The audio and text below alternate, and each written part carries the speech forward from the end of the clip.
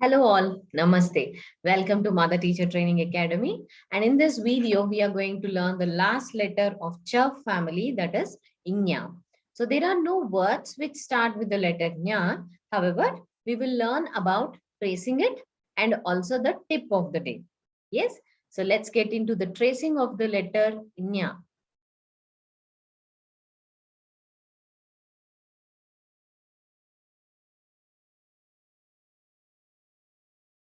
So this is Nya, a very simple one. How do we write C? English letter C. So this is an opposite C.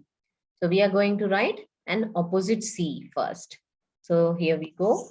An opposite C, a sleeping line from between, attached to it a standing line and a sleeping line running over it. So this is Nya. So let's do it again. Opposite C with a sleeping line from between, attached to it a standing line and a sleeping line. And let's do one last time. Trace opposite C, a short and a small sleeping line from between, attached to it a standing line and a sleeping line running over it. So this is Nya. So there are, as I've already told you, there are no words which starts with the letter Nya. And let's see the tip of the day, which helps your brain development. So this tip is useful for the parents also as well as the kids. So how to keep your brain healthy? A very important one, which is you have to exercise regularly. Even for the kids, this applies.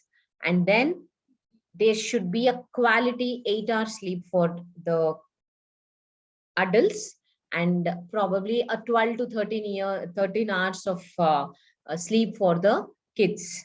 So make sure you're having enough of sleep so that your brain is having enough rest and working effectively. And then you have to stay mentally active, and then you have to have a social involvement also, which is very, very important.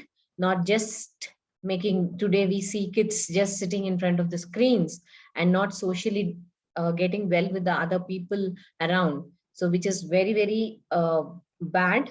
So try to talk to some people around you, the neighbors, at least for 10 minutes a day, so that your brain is healthy and active.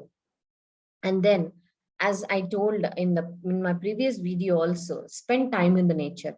Just take 10 to 15 minutes of walk every day, maybe in the morning or in the night, which is like, it boosts the energy of the brain like anything.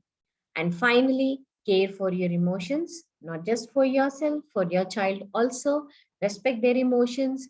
Try to talk to them why they have behaved in such a way on during that such time. And you also can personally, you can also question yourself that why was I reacting so much to this? And I would have done this more better. So answering and paying attention to your emotions also help to solve this feeling of guilt, confusion, frustration, everything comes out. Yes, hope this tip helps you and your child also in developing your brain a healthy one. Thank you so much. Let me meet you in my next video. Namaste.